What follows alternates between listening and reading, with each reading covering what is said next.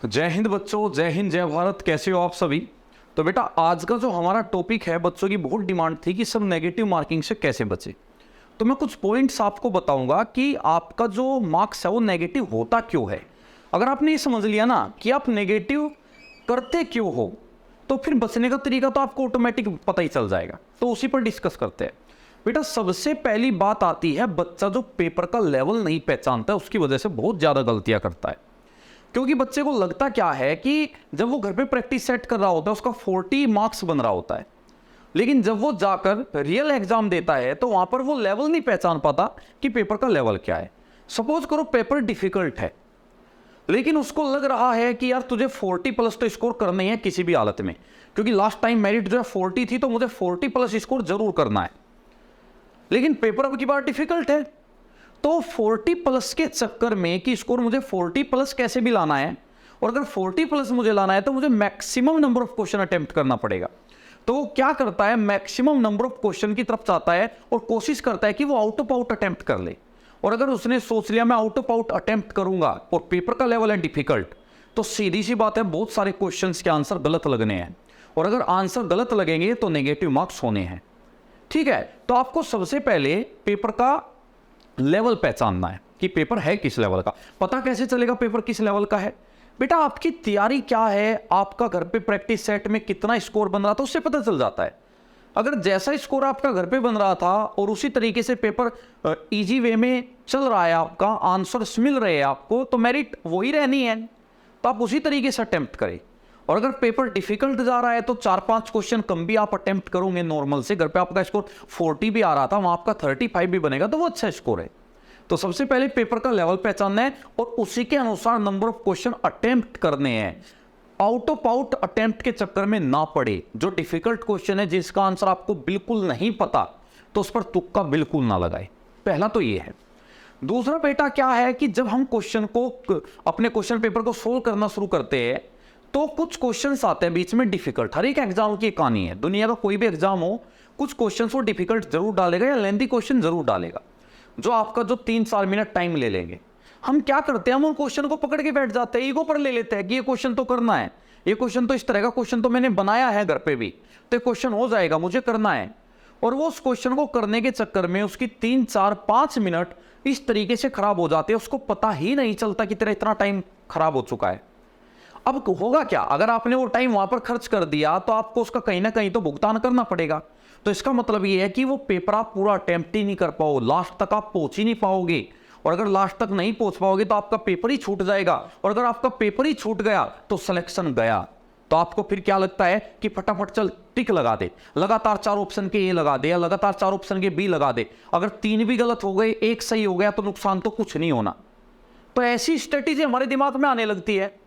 लेकिन बेटा होता क्या है, हम तो सोच के चलते हैं अगर 3 गलत हो गए, 1 सही हो गया, फिर भी चलो कोई नुकसान नहीं हुआ। लेकिन अगर 4 के 4 गलत हो गए, हो गया ना नुकसान। तो फिर ये जो स्ट्रेटेजी आती है, इनकी वजह से पेपर में क्वेश्चंस गलत होने लगते हैं और नेगेटिव होने लगते हैं मार्क्स। तो इस चीज का आपको ध्यान रखना है, क्वेश्चंस को ईगो पर नहीं लेना। जो डिफिकल्ट है छोड़ो, आगे बढ़ो, टाइम बचेगा तो वापिस आ जाएंगे। और तीसरा और सबसे इंपॉर्टेंट टॉपिक क्या है बेटा, कि आपकी स्टार्टिंग और फिनिशिंग जो है इस पर ध्यान रखना है। स्टार्टिंग में बच्चा बड़ी स्लो करता है, बड़े प्यार से करता है, पूरा मतलब ऐसे जैसे बारात में जा रहा हो, पूरी फील लेके करता है कि हाँ हो जाएगा। लेकिन लास्ट में पता लगता है मिनट बची 5 और पेपर बचा है आधा, फिर वो पागलों की तरह टिक लगाने शुरू कर देता है। पूरा क्वेश्चन सोल्व भी नहीं करेगा, आधा सोल्व करेगा, टिक लगा देगा। तो वो फिर ऐसे ही लगाएगा, अंदाजे से आंसर लगाने लगेगा, तो फिर वहां पर उसके जो है मार्क्स नेगेटिव होने शुरू हो जाएंगे। तो इससे बचना है। यानी इससे बचने का उपाय क्या है, जब आप पेपर को सोल्व करना शुरू करो तो फर्स्ट मिनट से ही ऐसे पेपर को सोल्व करना है जैसे लास्ट मिनट है। हर मिनट इस तरीके से पेपर को सोल्व करो जैसे पेपर की लास्ट मिनट है। पागलों की तरह शुरुआत से ही सोल्व करो, शुरुआत से ही स्पीड रखो। ठीक है, कोशिश करो कि पेपर दिए गए समय से पहले फिनिश हो, ये कोशिश आपको करनी है। जो बच्चा दिए गए समय से पहले पेपर फिनिश कर लेता है वो अक्सर सेलेक्ट होता है, उसके मार्क्स भी इतने ज्यादा नेगेटिव नहीं बनते। 1, 2, 4 नेगेटिव होना कोई दिक्कत नहीं है, 2-4 क्वेश्चन गलत होना कोई दिक्कत नहीं है। इससे ज्यादा गलत कर रहे हो तो कहीं ना कहीं आप गड़बड़ कर रहे हो। तो इन छोटे छोटे पॉइंट्स है, इनको ही आपको ध्यान रखना है और बिल्कुल धैर्य रखकर पेशेंस के साथ आपको पेपर को करना है। स्पीड अपनी फास्ट रखनी है, बिल्कुल आपको शांत माइंड से पेपर देने जाना है, आपको पैनिक नहीं होना है, क्या होगा क्या नहीं होगा। बेटा आपके सोचने से क्या होगा क्या नहीं होगा कुछ नहीं बदलने वाला है, रिजल्ट खराब हो जाएगा।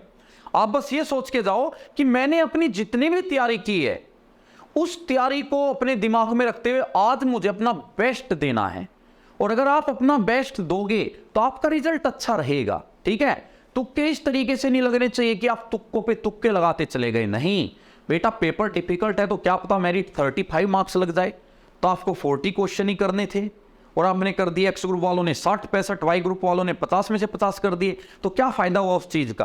तो ये तो गड़बड़ हो गई ना। ठीक है, तो जरूरी नहीं है कि मेरिट 43 या 44 लगे, वो पेपर के लेवल से पता लगेगा। हाँ, बात आती है सर पेपर का लेवल कैसे पहचाने और मेरिट का कैसे पता लगाए, पेपर से पहले मेरिट कहाँ लगेगी। तो ठीक है बेटा, अगर ऐसी बात है तो आप कमेंट कर दीजिएगा, सर इस पे भी वीडियो बना दो। मैं एक वीडियो बना दूंगा जिससे मेरिट क्या लगेगी आप खुद ही अंदाजा लगा लोगे। ठीक है, खुद ही अंदाजा लगा लोगे। भाई हम लोग जब पेपर फिनिश हो जाते हैं हम लोग बताते हैं मेरिट क्या रहेगी, वो भी तो हम आपके रिव्यूज के आधार पर ही बताते हैं। आपके रिव्यूज के आधार पर हम बताते हैं मेरिट क्या लगेगी, और अगर पेपर आपने दिया है तो आप खुद भी तो अंदाजा लगा सकते हो मेरिट क्या लगेगी। जब हम आपकी बातों से अंदाजा लगा के बता देते हैं मेरिट ये लगेगी, तो आप खुद क्यों नहीं लगा सकते अंदाजा मेरिट क्या लगेगी। तो अगर आपको यह पहचानना है कि पेपर की मेरिट क्या रहेगी पेपर को देखकर, तो वो भी मैं आपको बता दूंगा किस तरीके से आप अंदाजा लगा सकते हो। आप कमेंट में छोड़ दीजिए, सर वीडियो बना दीजिए, इस पर मैं बना दूंगा। बाकी नेगेटिव मार्किंग से कैसे बचना है, क्या गलती नहीं करनी है, वो मैं इस वीडियो में बता चुका हूं, उसको वापस से एक बार और देख लेना। ठीक है बेटा, फिर किसी वीडियो के साथ मिलता हूं। जय हिंद, जय भारत।